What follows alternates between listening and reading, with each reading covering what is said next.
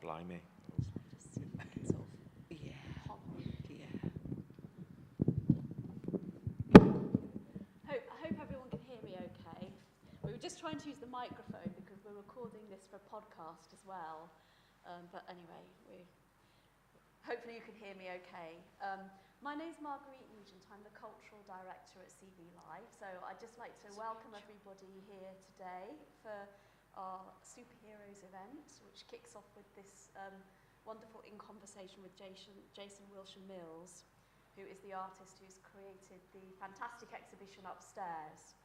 And Jason was born in Wakefield in 1969. The reason why that's significant is because we are a very similar age, actually. All right.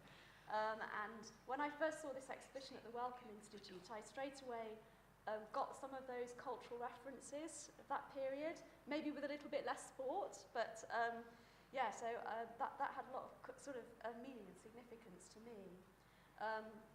And Jason's been a wheelchair user since the age of 11 as a result of a viral infection that affected his central nervous system.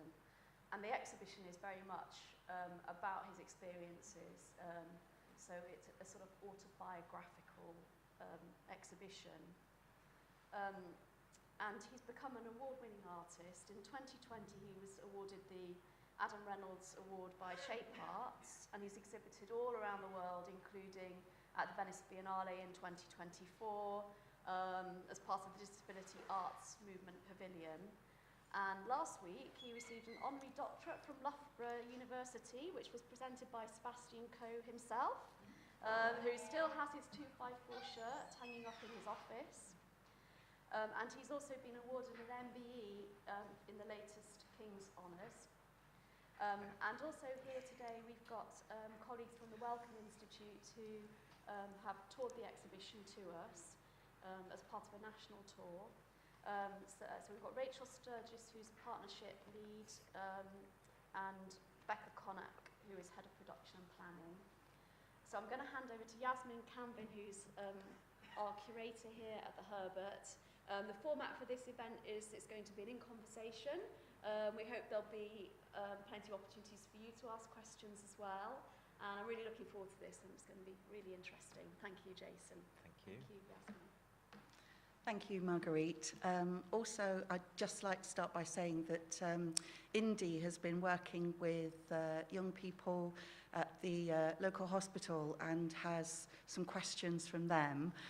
So we'll start, but then Indy will introduce their questions and bring those thoughts into the conversation. We're also live streaming the event at the moment, so if anybody has questions or comments, do feel free to use that facility. So I think what I'd like to do, Jason, is to go back in time, because the exhibition very much takes us backwards. And if you could go back in time and describe your childhood and family life, what was that like? So, by the way, can everybody hear me? It's really, yeah, good, Brill. So I grew up on several council estates in Wakefield. Now, Wakefield is it's, to give you some context, within a mile of the city centre, when I grew up, within a mile of the city centre, there were 6 mines, coal mines, within a mile. So we kind of grew up with, kind of all that in the background industry. And so I'm part of a very large family. I'm one of 8, so I'm the baby. My brothers still call me young'un, which is quite nice because I certainly don't feel it. But yeah, and family life was really chaotic. I always suspected that we were secretly Italian because everything was kind of, it was like a Fellini film at meal times, because everything was hysterical and you had to really fight for the food. As you can tell, I usually won. But yeah, it was a real kind of, there was a lot of humour. We never expressed we never said, I love you, or we never hugged each other. But you know what? We knew exactly that we were loved. And we felt really lucky. We had no, absolutely. I had to, I mean, Grace and Perry ain't got nothing on me. I had to share a bed with my 3 sisters up to the age of 6. I wanted to be called Susan, apparently, and I wouldn't go to bed without a nightie on. Now, I'm not disappointed about the nightie, I'm disappointed in Susan, because I always saw myself as a Veronica. Something slightly more kind of exotic, you know, a bit sensuous, you know, but... so yeah, I had all that to sort of contend with, and we grew up in a house that was had a medieval well in the front room. So we're in a council house, and one day there was a hole appeared in the front room because we had the best room. I don't know if anybody can remember best rooms, but it's a room that you never went into, and like the settee was covered. And all that I can remember is that my sister and her boyfriend used to go in there occasionally, and I don't know what went on, it was a mystery. And we used it on Christmas Day as well. So, but one day, this hole appeared, and apparently a geezer from the council came along and said, oh, it's a medieval well, we're going to have to dig in, so we weren't allowed to use it. But anyway, there was a ghost, and the ghost appeared at the end of my bed, and I said to Mum and Dad, oh, there's this little girl that's just been and visited me. Now, I don't believe in ghosts. Never have done, never will do. But I was talking to this little girl. It was then that I kind of realised that I had this kind of imagination that was like really overactive. So didn't know what art was. I had no idea what art was, but because we didn't have any money, we would go to the seaside once a year for a holiday in a place that was probably half the size of this. It was like a little hut, which I thought was heaven. I just thought, because we went there for a week, my dad used to drop us off, and then he used to leave on Sunday night so that he could go back to work and earn some money and come back midweek, so we'd have enough money until the end of the week, bless him. So we're in this little hut. But what was like a really sort of powerful thing was I saw art for the first time, because I'd go to the fairgrounds and the amusement arcades, and I'd see these things painted. And there was one occasion where there was a roundabout, a merry-go-round, and there was a painting of William Hartnell, the first Doctor Who. And it was kind of, I can't even describe it. It was the most powerful thing I've ever felt. Because I kind of realised in my little head that somebody somewhere had painted this. So they'd looked at something and they'd gone away and painted it. And that was like, you can do that. You can really do that. Because all I wanted to do, really from an early age, was draw and kind of express myself and draw these things that were in my head. And I remember the first time reading Alice in Wonderland and thinking, oh, there's other people like me, you know, that kind of see things that are not there and have these other worlds that they can inhabit. Because I was pretty sure, even from an early age, that I didn't want to work down a coal mine. I was dead against that. It just, because when I used to ask my dad, Dad, what's it like down the coal mine? He said, bloody horrible. There was no romance about it. There was nothing. It was, you know, he just saw it as like, and he was desperate that we wouldn't have to do that. And so, yet your kind of very much working class background has influenced quite heavily the work that you make and your approach to life and to your artistic practice. It certainly has. And my work is kind of landlocked into childhood because of what happened. So I'm a really healthy kid, really healthy. I was captain of the rugby team. I could run like lightning. I was really fast, and I had rugby scouts looking at signing me up, you know, because I had it. dexterity, everything. I could, yeah. My sister, Ange, took me to Knaresborough one day, and I got bloody chicken pox. You know, I got chicken pox, and now if you ever get a chance, go to Knaresborough. I don't work for the North Yorkshire Tourism Board, but Knaresborough is a really interesting place because there's a cave. There's a cave with a witch in. Not a real witch, but a little wax kind of effigy. It's a bit weird, and you go in there, and it's Mother Shipton's cave, and she was like Britain's answer to Nostradamus, but not as dramatic. So I went there, and I kind of started to feel ill, and I got chicken pox, and it kind of went downhill really quickly, my mum took me to the doctors, and the doctor said, "You're being hysterical." And he put me on salt tablets because he said it's growing pains, you know. And my mum was about this big, but blimey, he took on the wrong woman. She was like, I describe her as a tigress. She was this incredible kind of matriarch. She was the top dog in the family. She was, I mean, if she was here today, she'd really tell me off for what I'm going to tell you now. She once knocked my dad out with a poker because he'd done something wrong as a young man, and she wasn't taking any rubbish, and yeah, he was straight out. So she was a firebrand, and thank goodness that she was, because she said, "Well, I'm going to go to another doctor." The doctor came to the house. He took one look at me and said, "We've got to get him in hospital, like, now." And I lost all feeling from the neck down. I was 11 years old then, and I kind of remember thinking, this is going to ruin my social life. It's not looking good. It's not looking good. Especially when my mates were coming into hospital and telling me about the girls that they'd been getting off with. Because I was going through puberty, apparently, with a body that didn't belong to me.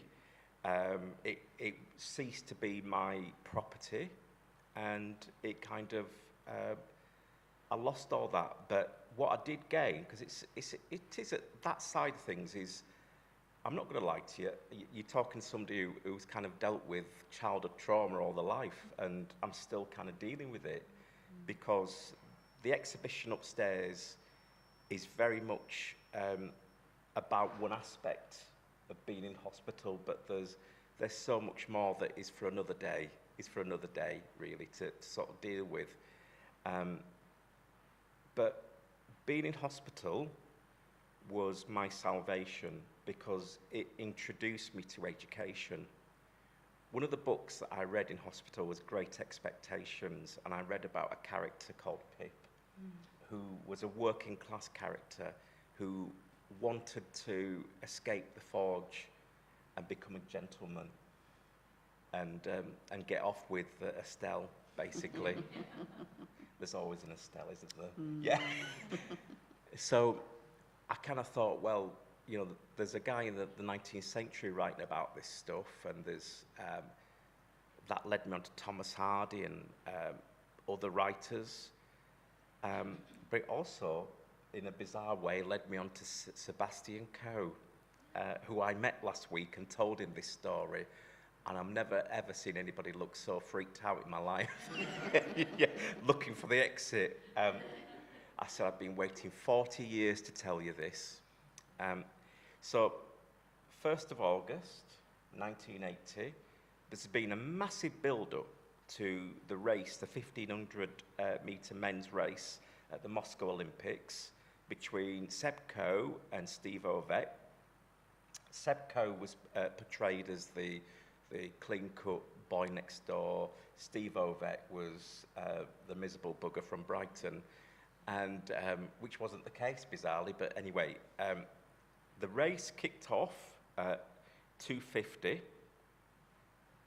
At that exact moment, Dr. McFall was telling my mum and dad that what had happened to me, and that basically I would not live to 16. Now, I'm not interested in that because I'm an 11-year-old kid. I've been excited about this race. The TV's always on. I'm watching it, and there's this race taking place. Now, how is this for a bit of fate? I'm diagnosed between 2:50 and 3 p.m. As the diagnosis is taking place, Sebastian Coe is doing his laps with the number 254 on his chest. So roll on 40 years, that 254 becomes really relevant because it's a bookmark in this kind of thing that happened, this amazing thing. And it was difficult. It wasn't at the time because I got loads of attention. It was great being in hospital because you got people brought you bars of chocolate and crisps and stuff, and yeah, it was kind of lovely in a way, but it was also difficult because I was unbelievably angry. I just remember this overwhelming anger that sort of took over, really, because I kind of thought it was really unfair that I was going to miss all these things that were happening and were being portrayed on TV in front of me. And like I said, my mates come in and tell me about their adventures. So maybe we could hear from some of the young people that Indy has been working with.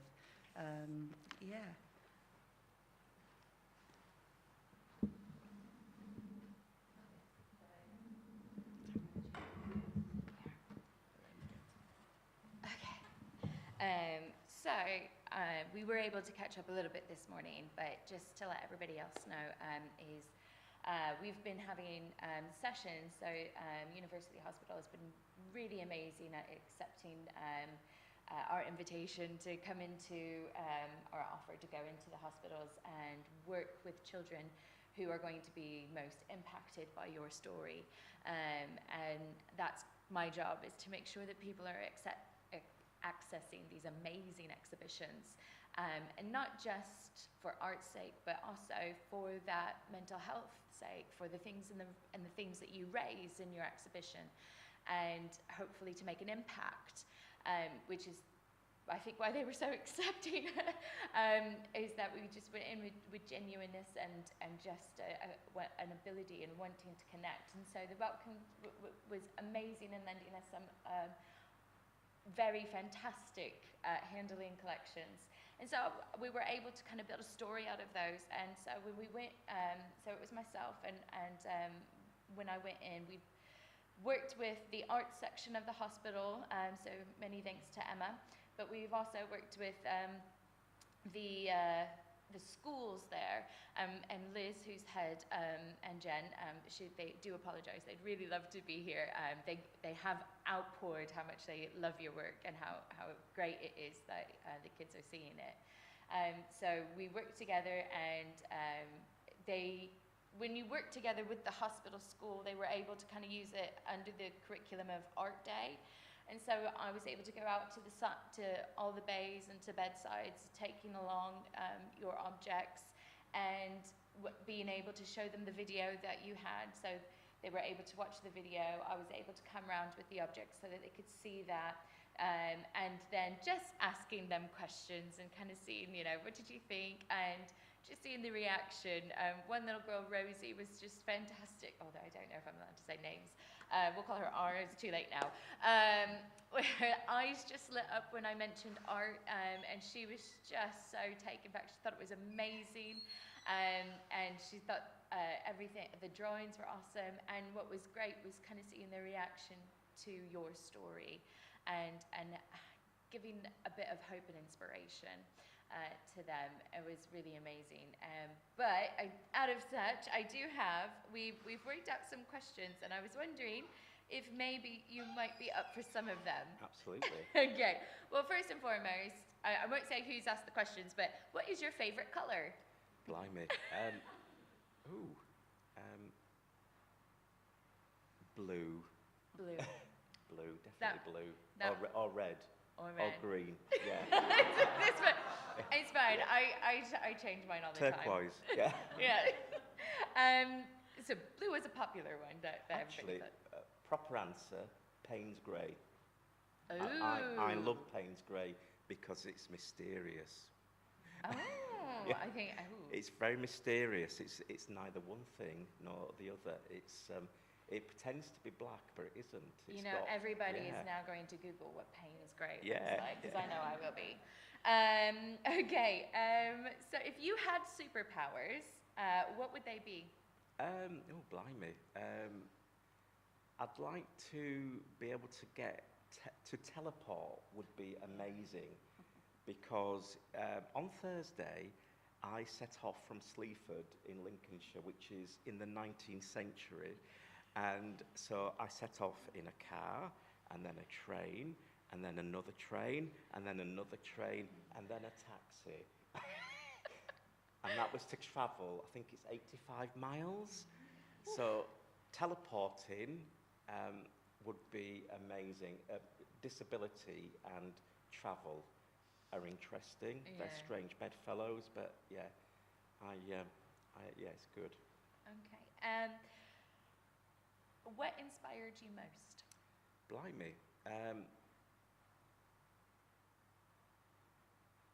I think it was, if I go right back to the source, it was seeing that painting on the fairground, because I've never felt like that since. It was like falling in love, but like times a million. It was like really over. I think like William Blake, who is one of my little obsessions, is right. Although he used to see God at the end of his garden, I used to see hippopotamuses and giraffes and that little girl that used to speak to me. And I think you can, if you're an artist, you're really sort of highly tuned to stuff, and you can experience things in a really powerful way. And realizing that that's the thing that I wanted to be has defined my whole life, really, and what I was supposed to be. Well, that's. I debated on whether or not to ask you this question, because it can be triggering and maybe not very nice. But the kids want to know if you could go back and change, like going to the cave and you know, would you change it? No. Okay. No, it's worth every moment, and yeah,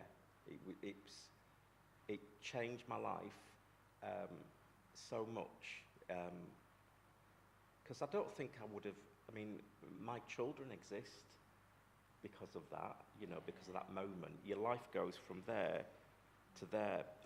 And just really quickly, I used to teach in a prison. Some of the happiest days of my life working with convicts. Some of them were the lads that I was at school with. Oh. Now, opportunity, nature, nurture. I went that way, they went that way, and how lucky I am that education came and saved me. Wow, that's powerful. Thank you for sharing that. One last question. They kind of go hand in hand, but obviously they want to know, how did you deal with the boredom in hospital? What did you do in hospital? Clearly you read books, which is amazing, but what else did you do? And one of the questions is, how can I do something like you? Oh, blimey, right. So I used to sort of live for visiting times. And because my family are really irresponsible, my Uncle Dennis used to come and visit me. Now, Uncle Dennis had a proper job. He was an insurance man, because he was the only one in the family that had gone to a posh school. He'd gone to Queggs, which is like, it's not a private school, but yeah, he got a scholarship to go there. So he was an insurance man. He had a video recorder, a video player. So basically, he was watching films like in the early 80s. So he used to come and see me, and I'd say to him, "Oh, tell me about the films you've seen, Uncle Dennis." And he'd say, "Oh, well, I saw Close Encounters, and it was about these, And I said, "Have you seen anything else?" He said, "Oh, yes, yeah, I've seen a film called The Inseminoids." I said, what's that, Uncle Dennis?" And he told me, and I thought, blimey, I'm going through puberty, aren't I? Yeah, bless it. So that passed the boredom. And then my dad used to come and visit me and say in a really loud voice, "What's he in for?" And I said, "Daddy can hear you." He can't, it's all right. And the kid would be looking over with his family, you know. So there was all that. But I had all my aunties my Auntie Joan, who was amazing. She used to have curly hair, so she sellotaped it down to stop the curls. My Auntie Mary, again about that big, who used to walk to the hospital from, I think, about 5 miles away. And I said, "You've got to be careful, Auntie Mary." She thought, "It's okay." She said, "I've got this." And she opened a handbag and she had a pot of pepper in there. She said, "I'll do that to him if they attack me." So characters, real characters that passed all the time. Now, you know, I'm going off tangent here. My colleague Harina and I, we grew up in very different cultures. I grew up in Indiana. She grew up here, but in very Indian culture. And just hearing some of your stories about family, we were sitting here like, this is so similar. We have very similar crazy aunties who just absolutely, I can't imagine my life without them. They were my best friends, and they still are. But they are very much in your life.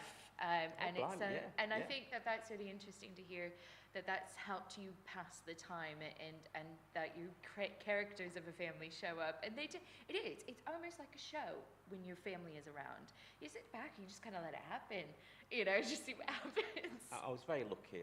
And there was a bit about the question about how can they do what I do. Yes. And I'm going to give them a bit of advice that's the best advice ever for an artist, is do it. Is do it. That came in 1991 to me when I was a second-year student at Cardiff studying fine art, and I was hungover attending a crit, and I said, I turned up with like a little bit of work. I said, "Oh, this is what I've done." And there was another student called Maggie, and she said, "That's terrible. That's terrible. What are you doing?" And I made all these excuses why I couldn't do work, and you know. And she said, "Well, you just do it, don't you?" And I was really annoyed at the time. I thought, "Oh, blimey, how dare she tell me to just do it?" But do you know what? It's the thing that I always remember. Just do it. Because if you do it, you're doing it. You're in the fight. You're drawing. I try and do one drawing a day as soon as I get up.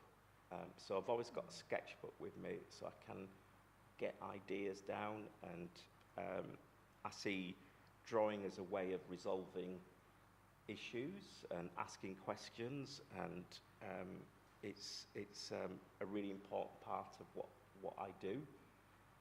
It's also really good at keeping when the sort of loud voice of pain is really loud, I'm having a really bad day, keeping that voice quieter than it normally is, so it helps me kind of focus.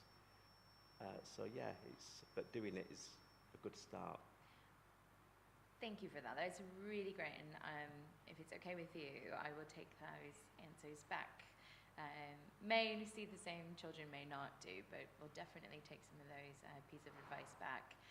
But I just, again, from our perspective, from the community perspective, just a big thank you, for exhibiting and doing part of it. It's been really great. Indy, I thought what could be really nice. So Indy was telling me this lovely experience of a young lad who had been refusing to take his medication. Yeah, do you want to let... I did share this story with you, Jason, but this was a lot of fun. This was at the end of the it's at the end of the second session. So in the hospitals, they have the school, and then you could do bedside, but then they also have like a play area. And so we went into the play area, and Jason has these big inflatable viruses. Now, what was interesting is that every child and person that we went to were like, "Do you know what this is?" Straight away, they knew what it was. And we went into the play area, and there was a little boy who was just refusing to take his meds, which is, you know, a little cup, as everybody remembers from their childhood, a little cup with medicine in it, and he had to chug it back. and he was just, you could tell he was really hyper, he had all this energy, and so we came in, and I was like, Mom, here's a little leaflet about the exhibition. And I got the kid involved, and I said, do you know what this is? Straight away, that's a germ, that's a virus. And the mom perked up and said, that's what's making you sick. And he got this look on his face, like, and he's like, I was like, what would you like to do? Because I want to hit it. I said, okay, you can hit it, but you have to take a sip of your medicine first. And we played that game for about 20 minutes. And I think he got down most of it, maybe just a little bit was left. And we were like, okay, it was time for us to go, because it was lunchtime, and you're not allowed anybody on the wards when it's lunchtime. So he's like, okay, well, it was lovely to meet you, goodbye. And the mom just looked up and she said, that is the most he's ever taken of his medicine.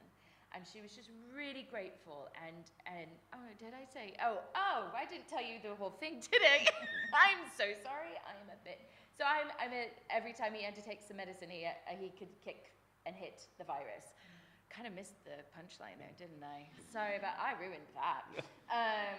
So every time he's like, well, you have to take your medicine first. So he took it, would hit it, take another sip, hit the virus, take another sip, hit the virus, and eventually got down to just very little left. But the mom was really appreciative, and it was just like, that's the most he's ever taken of his medicine. He really hates doing it. We really struggle. So thank you very much. And it was just a nice moment to kind of see how interactions outside of the box can actually really make a difference and an impact. And hopefully that's something that the mom will remember, but also the little boy. So thanks, Indy. Thank Like you. that sense of metaphorically beating the virus through your work was encouraging him to take something that would help him physically to beat the virus. I just thought that was just really beautiful moment. And you've talked about lots of beautiful moments, Jason, in the stories through the exhibition. And I think for me, one of the really touching relationships that you refer to throughout is the relationship with your mum. And I just think it might be really nice just to hear from you about some of the ways that you interacted during that period and your connection with her. So that I've got 4 sisters and mum and 3 brothers, and mum was head of the family, absolutely head of the family. She came from a really difficult background. She was brought up in a convent in the 30s and then literally sold into service. She was sent to Liverpool from Wakefield to work as a live-in sort of shop assistant. So, but my mum was a real firebrand, so she didn't speak very much about it, but she said the man wasn't very nice who owned the shop, and she ran away.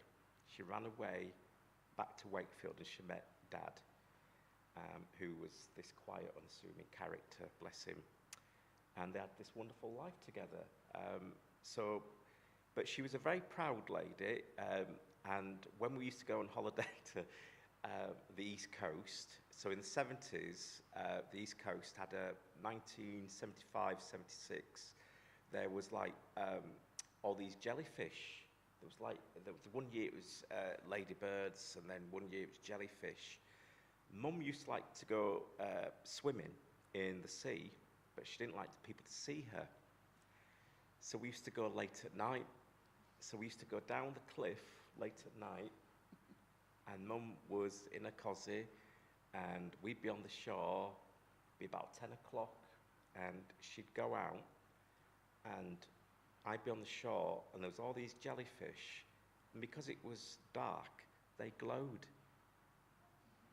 And for me, it was like, even as a little kid, I couldn't articulate it, but it's a feeling.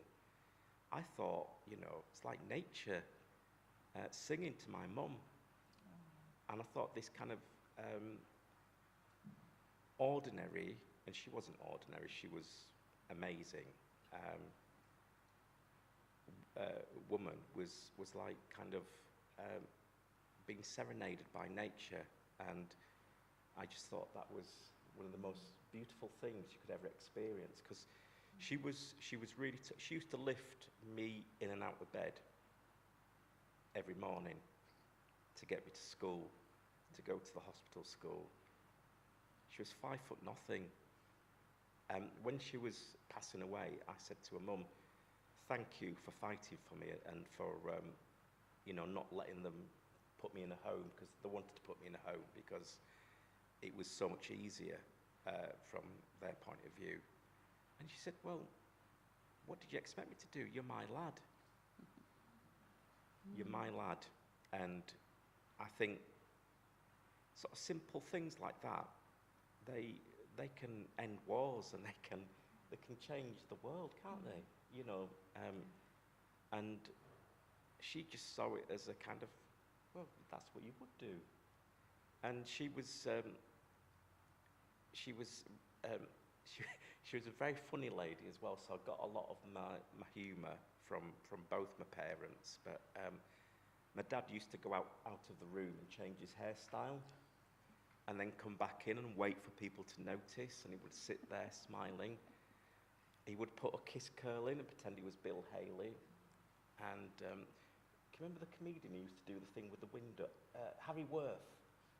He used to do the thing with the window, so it looked like he was raising both feet and arms. He used to do that, my dad, at every shop window that he could find. My dad once met George Formby as well, so that was like the coolest thing ever, really. But yeah, we were nurtured, definitely. And your mum helping you to get then to the hospital school, and of course that's where you learn to paint with your mouth. Yes, yeah. They were amazing. Yeah, they said I had this thing designed for me that was like a brace, and it had a little tube at the front, because like this is disability-like compared to where I was.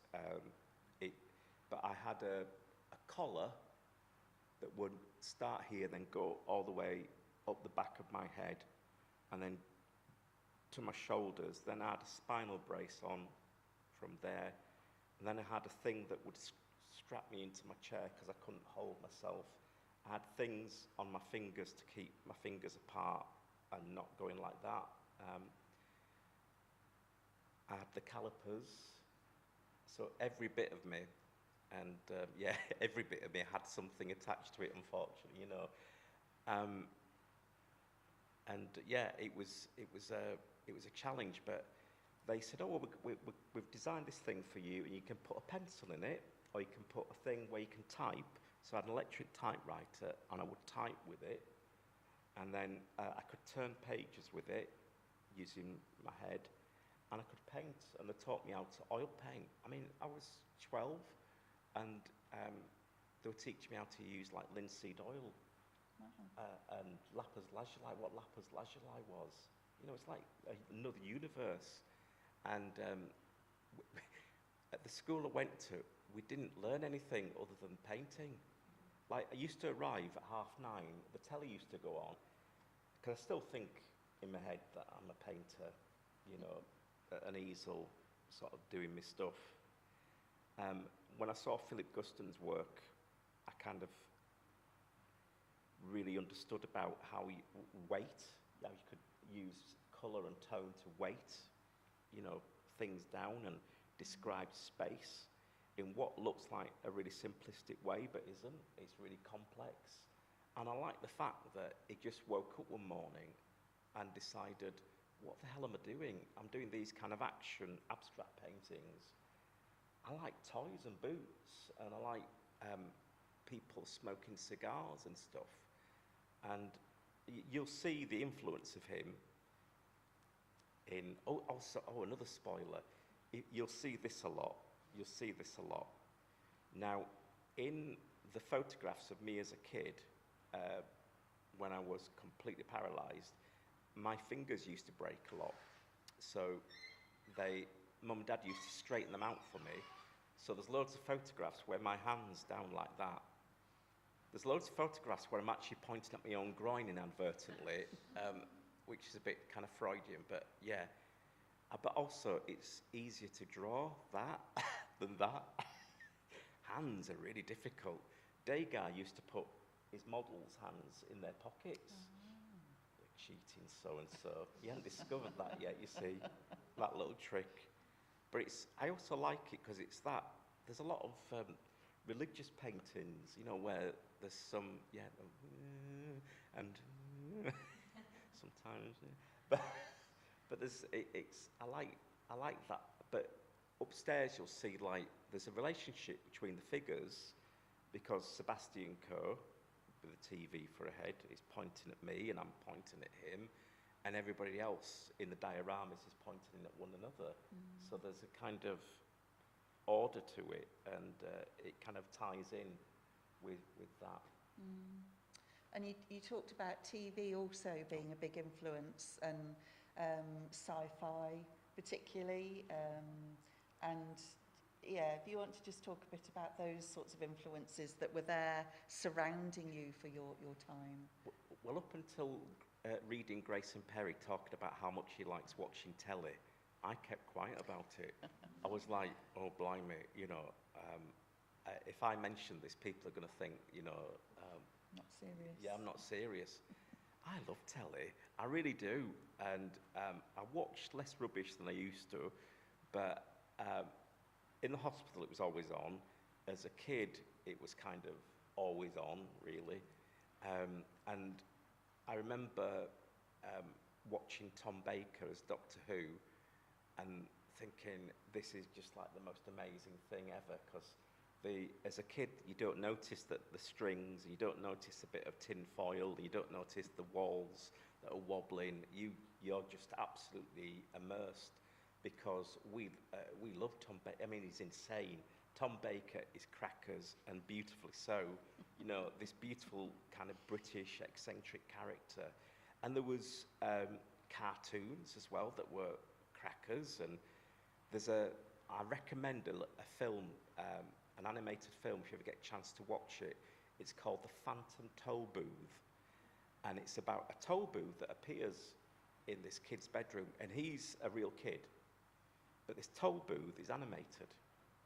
And he goes through the toll booth and he enters this animated world. As a child, watching that was the most unbelievable thing. See, I think that kids are kind of born to be creative. I think there's something there.